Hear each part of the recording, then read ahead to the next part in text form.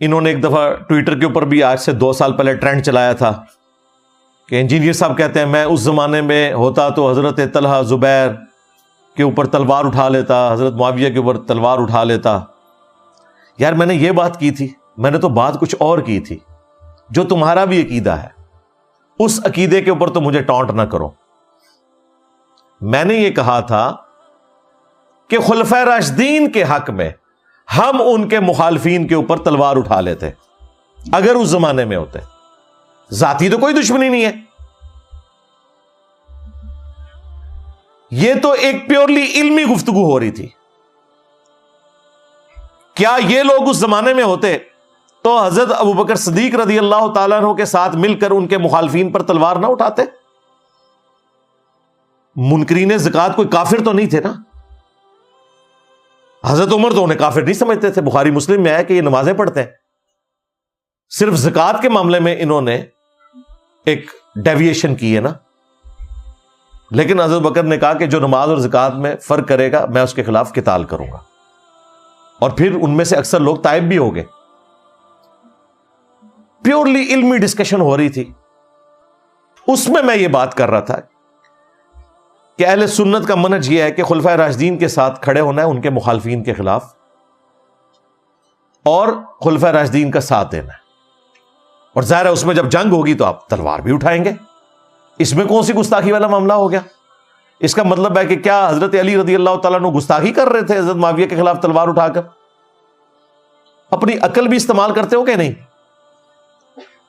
تم نے ہی ہمیں بتایا تھا، جامعہ ترمذی میں ابو داؤد میں حدیث ہے، تم میرے بعد بہت اختلاف دیکھو گے، دین میں نئی نئی بدعتوں سے بچنا، میری اور میرے خلفائے راشدین کی سنت کو داڑوں سے پکڑ لینا مضبوطی کے ساتھ، علیکم بسنتی بسنت الخلفاء الراشدین المہدیین۔ نبی علیہ السلام کہہ رہے ہیں جب اختلاف ہونا تو خلفائے راشدین کا ساتھ دینا، تم نبی سے ٹکر لے رہے ہو۔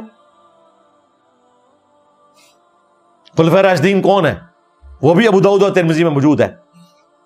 حضرت سفینہ جو رسول اللہ کے آزاد کردہ غلام ہے صلی اللہ علیہ وآلہ وسلم، انہوں نے حدیث روایت کی ہے کہ نبی علیہ السلام نے فرمایا میرے بعد خلافت اعلی منہاج النبوہ 30 سال تک رہے گی، اور پھر انہوں نے فرمایا بیٹا گن، ابو بکر کے 2 سال، عمر کے 10 سال، عثمان کے 12 سال اور علی کے 6 سال، اور 6 میں بھی 5.5 سال حضرت علی کے ہیں اور 5-6 مہینے سیدنا حسن ابن علی کے ہیں۔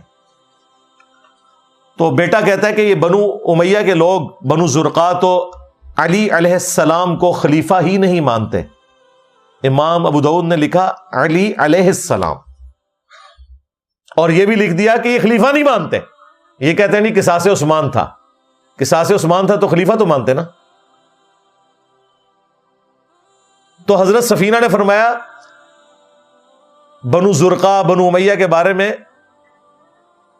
کہ یہ وہ بدبودار چیز ہے جو ان کے منہ سے نکل رہی ہے، جو حضرت علی کو خلیفہ نہیں مان رہے، جہاں سے یہ ہوا خارج کرتے ہیں۔ حق تو یہ ہے کہ ان کی اپنی حکومت شریر ترین بادشاہت ہے۔ کس کی؟ بنو امیہ کی حکومت۔ اور مسند احمد میں تو حدیث ہے خلافت اعلی منہاج النبوہ کے بعد کاٹ کھانے والی ملوکیت آ جائے گی، یعنی اپنے مخالفین کو وہ کاٹے گی۔ یہ کہتے نہیں یہ تو یزید اور اس کے بعد کے دور کی بات ہے، اب تو خیر یزید سے اس لیے دستبردار ہوئے ہیں کہ ان کو مامو بچاؤ مہم کے اوپر کام کرنا پڑ گیا، ورنہ یزید سے دستبردار نہیں ہوتے تھے۔ ہم بھی دستبردار ہو گئے ہیں یزید سے، ہم کہتے ہیں پیچھے ٹرو، یزید والا معاملہ چھوڑ دو، وہ چھوٹی چیز ہے۔ نبی علیہ السلام نے کہا کاٹ کھانے والی ملوکیت، اور یہی حدیث مسند ابی داؤد الطیالسی میں موجود ہے، مصنف ابن ابی شیبہ میں موجود ہے۔ اس میں پھر وہ آگے سے تابعی پوچھتا ہے کہ اگر خلفائے راشدین یہ 4 ہیں، خلافت 30 سال ہے، تو حضرت معاویہ کیا ہیں؟ تو انہوں نے کہا وہ مسلمانوں کے بادشاہوں میں سے پہلے بادشاہ ہیں۔ یہ مسند ابی داؤد طیالسی میں اسی سند پہ حدیث آگے یہ الفاظ ہے، اور مصنف ابن ابی شیبہ میں ہے کہ یہ سخت گیر بادشاہ ہیں، اور ان کا پہلا بادشاہ معاویہ ابن ابی سفیان ہے، یعنی یزید کو پہلا بادشاہ نہیں کہا انہوں نے، حضرت معاویہ کو کہا رضی اللہ تعالیٰ عنہ، ہم تو احترام سے ہی نام لیں گے، صحابیت اپنی جگہ. تو میں نے یہ بات کی تھی کہ ہم خلفائے راشدین کے ساتھ مل کر ان کے مخالفین کے اوپر تلوار اٹھاتے، ذاتی دشمنی نہیں. خلیفہ راشد کا حکم نہیں مانیں گے تو ہم تو گمراہ ہو جائیں گے. تو اس نے کہا جی یہ تو صحابہ کرام پہ، اور صحابہ کرام کی تو یار 3 بندیاں نو صحابہ کرام بناتا جے. 3 بندوں کا مسئلہ ہے، حضرت طلحہ، زبیر، عائشہ رضی اللہ عنہم اجمعین وعلیہم السلام اجمعین نے تو توبہ کر لی اپنے اس عمل سے، حضرت علی نے انہیں معاف بھی کر دیا. مسئلہ تو 3 بندوں کا ہے، حضرت معاویہ کا، عمرو بن عاص کا، مغیرہ ابن شعبہ کا رضی اللہ عنہم اجمعین. ہم تو احترام سے نام لیں گے، لیکن ہماری کوئی ذاتی دشمنی نہیں ہے، بلکہ حضرت علی کی مخالفت کی وجہ سے.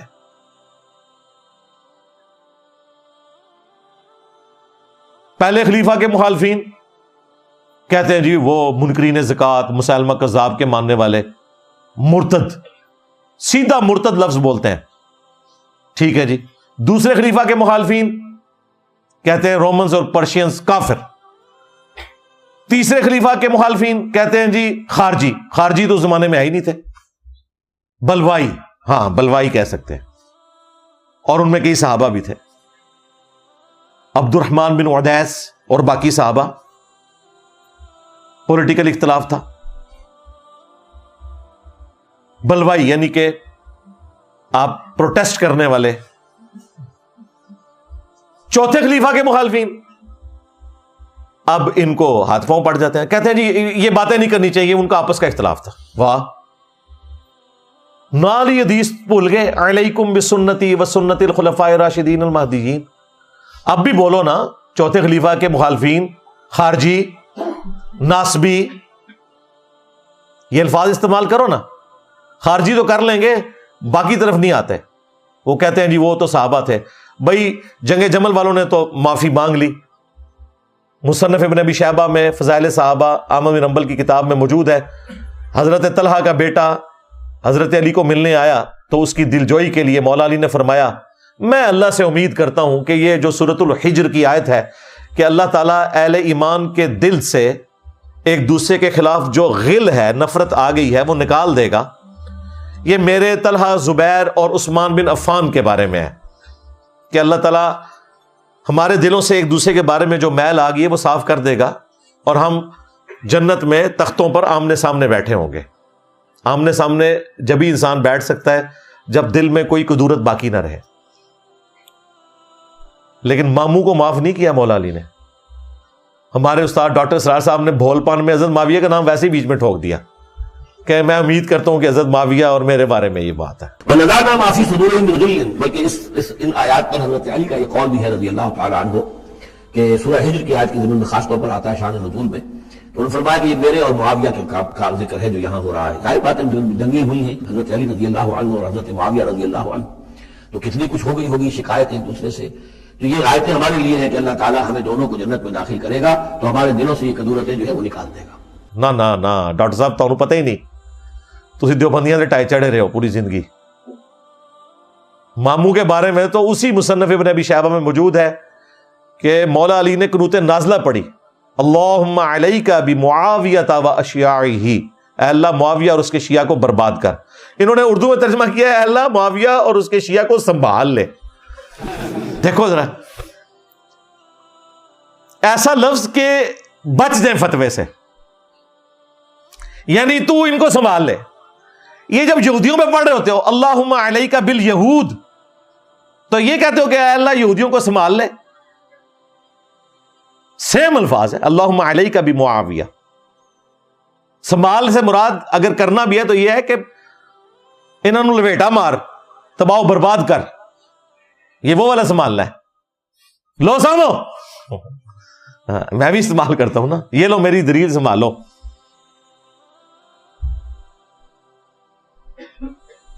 قنوت نازلہ پڑی ہوئی ہے اور اسی مصنف ابن ابی شیبہ میں موجود ہے. مولا علی سے پوچھا گیا کہ جو آپ کے مخالفین ہیں یہ صفین میں آئے تھے، ان کے بارے میں آپ کیا کہتے ہیں؟ تو مولا علی نے کہا میں اللہ سے امید کرتا ہوں کہ اللہ تعالیٰ انہیں بھی معاف کر دے گا. اچھا اتنی روایت بیان کرتے ہیں بریلوی دیوبندی اہل حدیث، کہتے ہیں جی انجینئر صاحب ہمیں لے کے بیٹھے ہوئے مولا علی تو معاف کر دیا. نہ، آگے پڑھ. آگے لکھا ہے قیامت کے دن یہ معاملہ میرے اور معاویہ کے درمیان طے پائے گا اللہ تعالیٰ کے حضور۔ ماموں کو مرتے دم تک مولا علی نے معاف نہیں کیا، اس لیے چونکہ یہ معاملہ قیامت تک پوسٹ پون ہے، لہذا ہمارے ہاں بھی ماموں کے لیے معافی والی گنجائش کوئی نہیں ہے۔ قیامت کے دن کا معاملہ اللہ کے سپرد، دنیا میں ہم مولا علی کے ساتھ ہیں۔ مولا علی خلفائے ثلاثہ کے ساتھ چلے، ہم خلفائے ثلاثہ کے ساتھ ہیں۔ جہاں تلوار اٹھائی وہاں ہماری تلوار آج بھی اٹھی ہوئی ہے، زبان کی شکل میں۔ اس زمانے میں ہوتے تو تلوار اٹھاتے، اور یہ کوئی گستاخانہ بات نہیں تھی، یہ ان کا بھی عقیدہ ہے۔ امام ابو حنیفہ رحمۃ اللہ علیہ کے مناقب پہ ایک بہت بڑے حنفی اسکالر، آج سے 1100 سال پہلے انہوں نے کتاب لکھی ہے، 340 ہجری میں وہ فوت ہوئے ہیں۔ امام ابو محمد حارثی المتوفا 340 ہجری، انہوں نے امام حنیفہ کے بارے میں نقل کیا، اور یہ بریلوی دیوبندی چھاپ رہے ہیں، عربی میں بھی اردو میں بھی۔ اپنے شاگردوں سے کہتے ہیں کہ جانتے ہو اہل شام ہم سے کیوں بغض رکھتے ہیں؟ تو شاگردوں نے کہا کہ نہیں پتا۔ تو انہوں نے فرمایا اس لیے کہ ہمارا یہ عقیدہ ہے کہ اگر ہم حضرت علی کے دور میں ہوتے تو حضرت علی کے ساتھ مل کر اہل شام اور حضرت معاویہ کے خلاف قتال کرتے ہیں، اسی لیے شامی ہم سے بغض رکھتے ہیں۔ اب امام حنیفہ کو کسی نے مات نہیں دی کہ حضرت آپ تو بعد میں آئے ہیں، آپ یہ بات کیوں کر رہے ہیں؟ اس لیے کہ حضرت ابو حنیفہ جو ہیں وہ شیعان علی میں سے تھے، انہیں پتا تھا اہل بیت کا کیا مقام ہے، ان کے اوپر کوئی فتویٰ نہیں لگایا۔ ہمارے ایک اسٹوڈنٹ نے واٹس ایپ کے اوپر یہ چیز مفتی عبد الواحد قریشی سے پوچھی، وہ پھر واٹس ایپ لیک بھی ہو چکی ہے الحمدللہ، تو اسے اتنا غصہ آیا وہ گالیاں نکالنا شروع ہو گیا۔ ہمارے اسٹوڈنٹ نے کہا کہ کتابیں آپ چھاپ رہے ہو تو فتویٰ دو نا ان مولویوں کے اوپر جو اس کی حرام کی کمائیاں کھا رہے ہیں، اگر یہ غلط بات ہے تو۔ انجینئر صاحب کے اوپر تو یہ ان کا طریقہ واردات ہے، صرف مجھے ورنیبل کرنے کی کوشش کرتے ہیں۔ لیکن آپ کو پتا ہے میں نے تو علمی دلائل کے اندر مقابلہ کرنا ہے، اور بالکل کسی کو کوئی کلین چٹ نہیں دینی۔ جو زیادتی کرے گا وہ جواب لے گا، اور نقد لے گا، ادھار نہیں ہے۔ ہاں میں نے آخرت کے دن کے لیے نہیں رکھی ہوئی یہ چیزیں، یہ دنیا میں ہی طے کروں گا آپ کے ساتھ انشاءاللہ تعالی، کیونکہ آج تو ہم ڈیسائیڈ کر سکتے ہیں نا کہ امت آج جو خلافت کے اوپر بات کرتے ہیں بتاتے کیوں نہیں ہے کہ خلافت توڑی کس بندے نے، خلافت کی پیٹھ میں چھرا کس نے گھونپا ہے۔ تحریک خلافت چلا سکتے ہیں، وہ اس لیے نہیں کریں گے کہ اللہ معافی دے آپ اپنے کار کھورا نکل آئے گا، اس لیے نہیں بات کرتے۔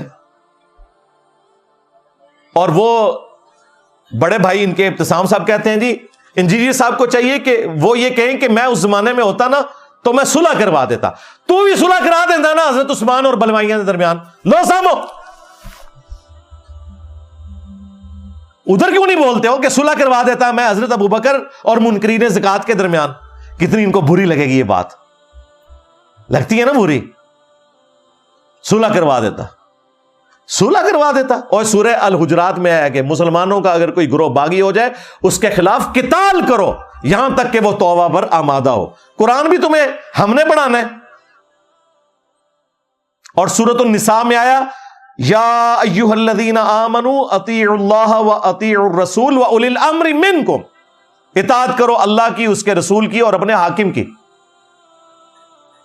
تو حاکم وقت کی اطاعت یہی ہے کہ اس کے ساتھ مل کر اس کے مخالفین کے اوپر آپ نے تلوار اٹھانی ہے جب وہ تلوار اٹھانے کا کہے گا۔ صلح کروا دیتا، قرآن بھی نہیں پڑھیا، حدیث بھی نہیں پڑھی، گلاں سنو انہاں دیاں۔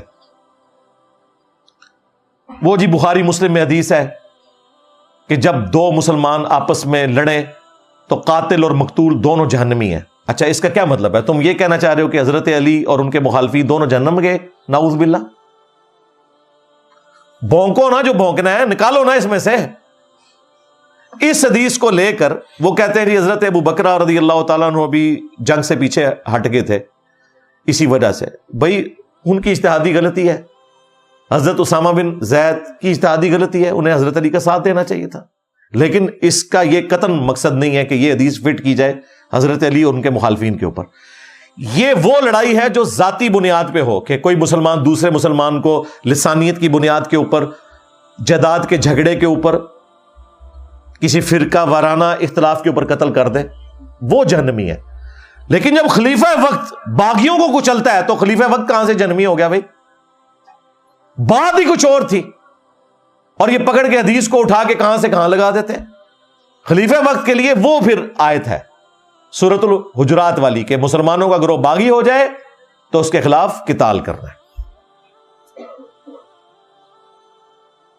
اور دیکھ لیں جو لوگ اس وقت نیوٹرل ہو گئے تھے نا، عبداللہ ابن عمر، ان کو بھی آخری وقت میں پتا چل گیا کہ ان کے ساتھ کیا ہوا ہے. اسی بنو امیہ کے ہاتھوں وہ لوگ قتل ہوئے ہیں. عبداللہ ابن عمر کو نیزہ حجاج ابن یوسف نے حج کے دنوں میں پاؤں میں زہر آلود مروا دیا تھا، اسی سے وہ شہید ہوئے. پوری زندگی بنو امیہ کا ساتھ دیتے رہے، آخر میں انہوں نے ان کو شہید کر دیا. اسی لیے المستدرک للحاکم میں اور مجمع الزوائد کے اندر موجود ہے، اور امام ابن عبد البر نے الاستیاب میں نقل کیا ہے صحیح سند کے ساتھ کہ عبداللہ ابن عمر آخری وقت میں کہتے تھے کہ مجھے پوری زندگی کسی بات پہ غم نہیں ہے کہ میں نے کبھی کوئی نماز روزہ چھوڑا ہو. البتہ ایک چیز مجھ سے مس ہینڈل ہوئی کہ میں نے حضرت علی کے ساتھ مل کر فیہ باغیہ، یعنی جو حضرت علی کے مخالفین تھے، باغی گروہ صفین والے، ان کے خلاف قتال نہیں کیا. یہ مجھے غم رہے گا. جو بات عبداللہ ابن عمر کو موت کے وقت سمجھ آئی، حضرت علی اور ان کے ساتھیوں کو ان کی زندگی میں سمجھ تھی. اور دیکھ لیں آج تک دوبارہ خلافت نصیب نہیں ہوئی ہے، کیونکہ اس امت نے جرم ہی بہت بڑا کیا ہے. تحریک خلافت چلانے والوں، ذرا خلافت کی پیٹھ میں چھرا گھونپنے والے شخص کو بھی بے نقاب کرو، جس طرح ہم نے کیا ہے الحمدللہ. تو اللہ کا شکر ہے میں قرآن و سنت کی روشنی میں چیزیں کھول کر بیان کرتا ہوں، اور کوشش کرتا ہوں کہ احترام والا معاملہ اپنی جگہ رہے، وہ اپنی جگہ ہے. لیکن یہ نہیں ہو سکتا کہ ہم خلفائے راشدین کے مخالفین کی سپورٹ کرنا شروع کر دیں خلیفہ راشد کے مقابلے کے اوپر. جھوٹا الزام نمبر 6 وہ ہے حدیث عمار کے حوالے سے 2812 صحیح بخاری، تقتلہ الفئۃ الباغیہ یدعوہم الی اللہ ویدعونہ الی النار. افسوس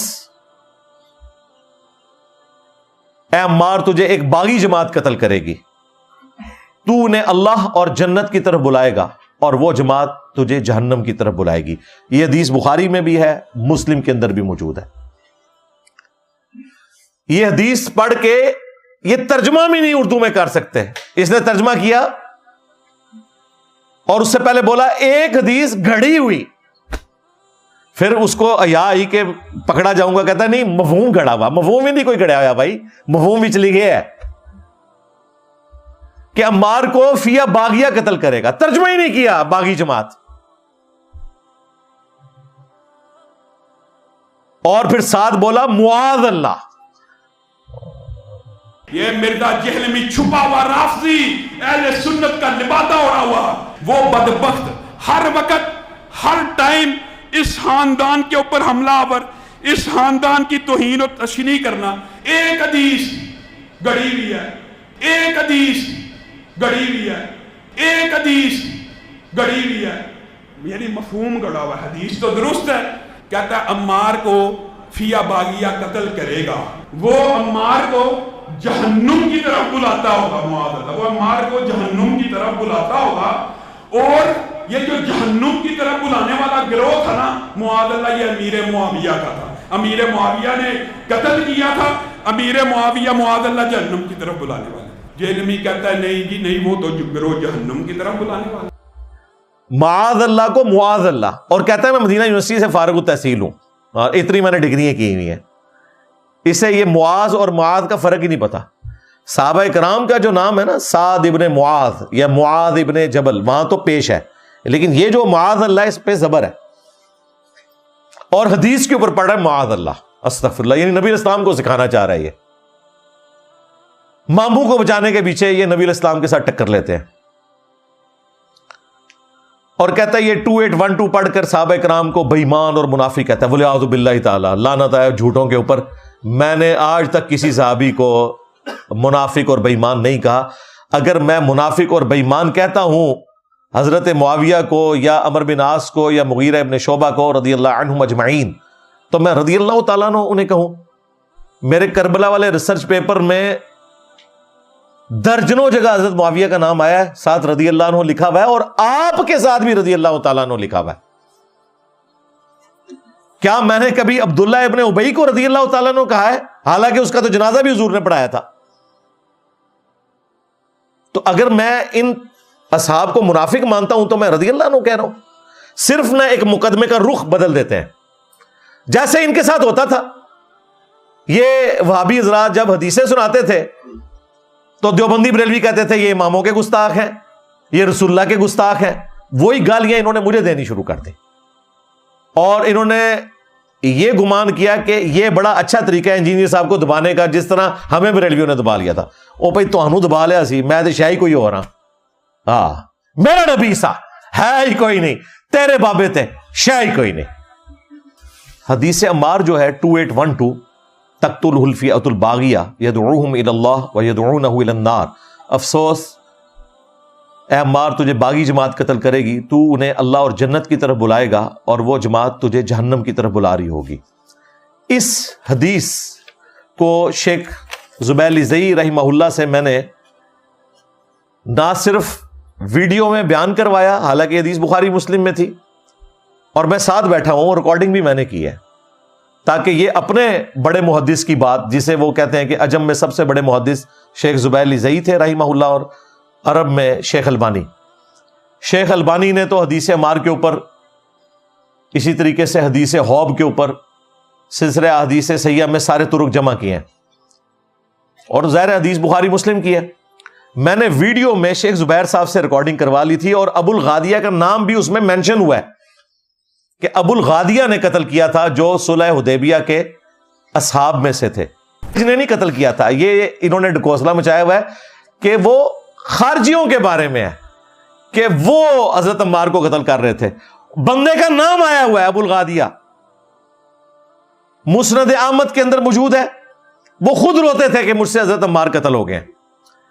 حاکم کے اندر موجود ہے، حتیٰ کہ ابن حجر اسقلانی نے فتح الباری میں کہا کہ وہ جو مسلم کی حدیث ہے نا کہ صلح حدیبیہ والے اصحاب کو آگ نہیں چھوئے گی، میں اللہ سے امید کرتا ہوں، تو ابو الغادیہ اس کی وجہ سے قیامت والے دن بچ جائیں گے۔ تو شیخ البانی نے سلسلہ حدیث صحیحہ میں گرفت کی ہے ابن حجر اسقلانی کے اوپر، اور کہا کہ یہ بڑی دور کی تعویل ہے جو آپ کر رہے ہیں۔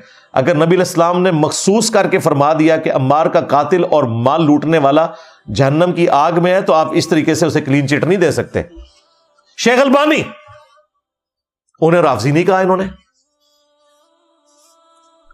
اور پھر ہمارے استاد شیخ زبیر صاحب کے جو شاگرد ہیں غلام مصطفیٰ ظہیر صاحب امن پوری حافظہ اللہ تعالی، جیلم سے ہی پڑھ کے گئے، یہاں پڑھاتے بھی رہے۔ اس وقت شیخ زبیر صاحب کے بعد انہوں نے ان کی مسند کے اوپر انہیں بٹھا دیا۔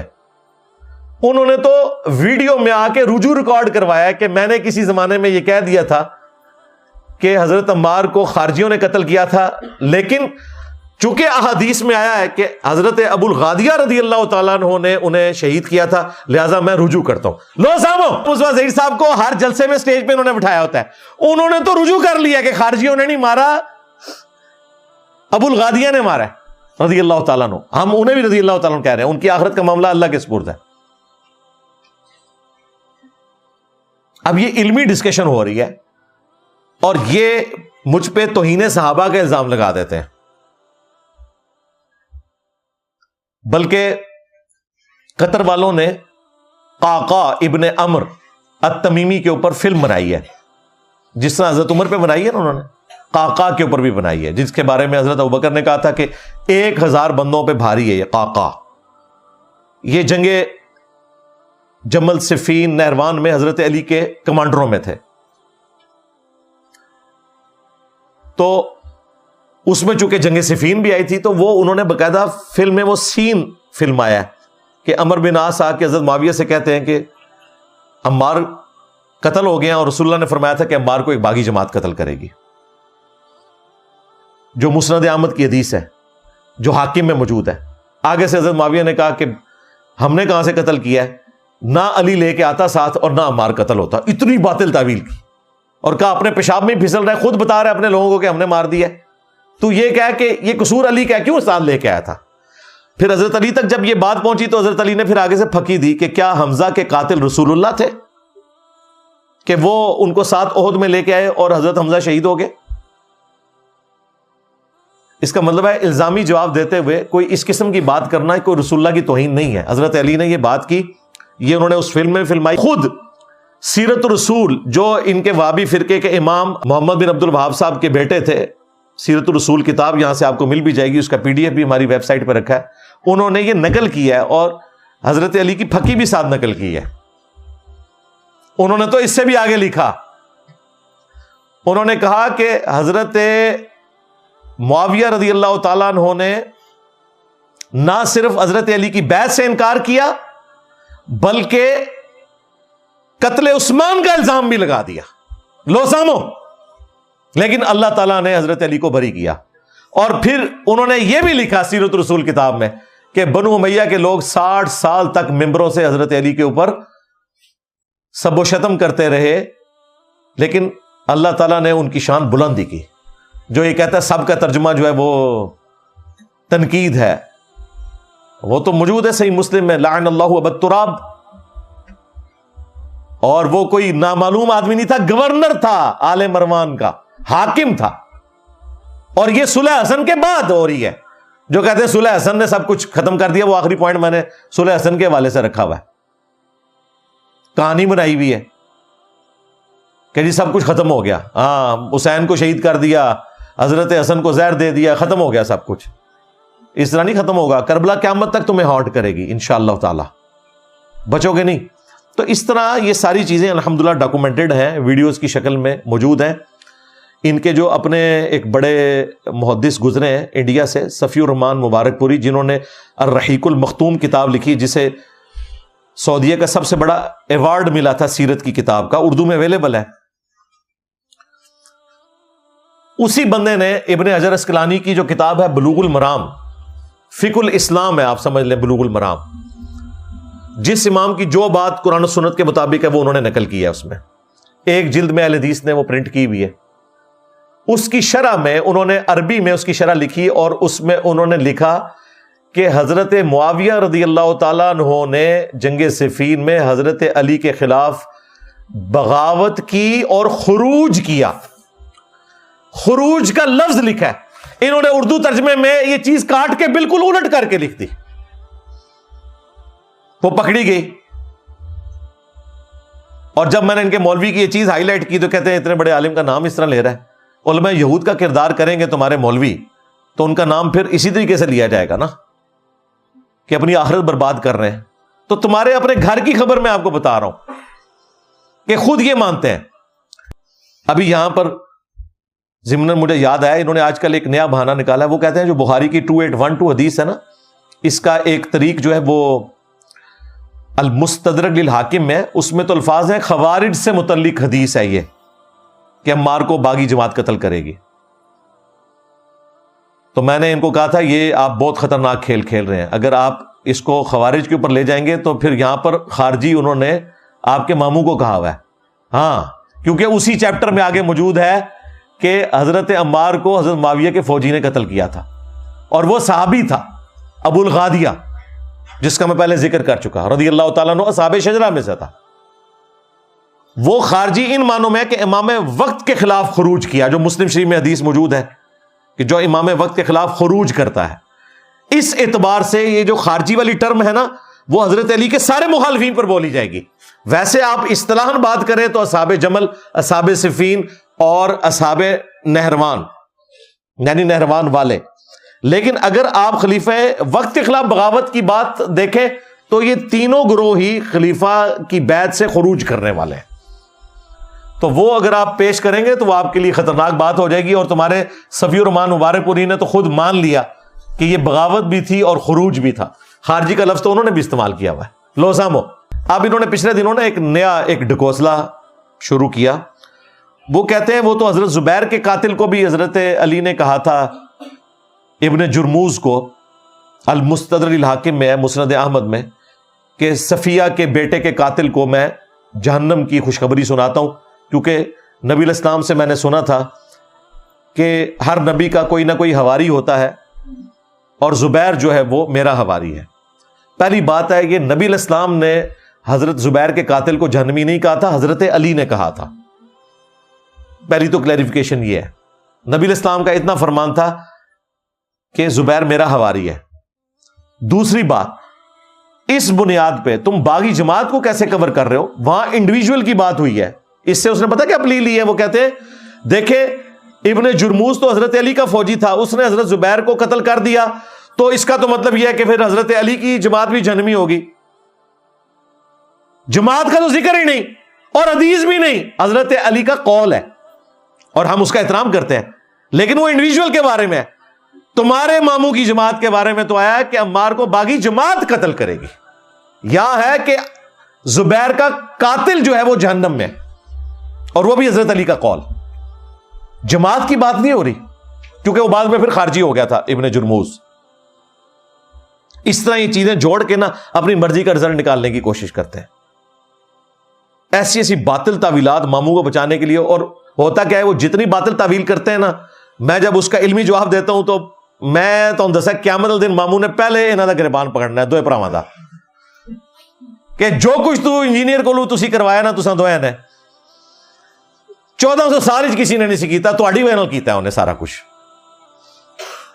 کیونکہ یہ بولتے ہیں، جب میرے اوپر الزام لگاتے ہیں تو میں تو پھر کھول کے بات سامنے رکھتا ہوں کہ یہ بات اس طرح نہیں تھی، یہ یوں تھی. تو اس قسم کے کئی ایک پوائنٹ یہ اٹھاتے رہتے ہیں اور میں ساتھ ساتھ جواب دیتا رہتا ہوں.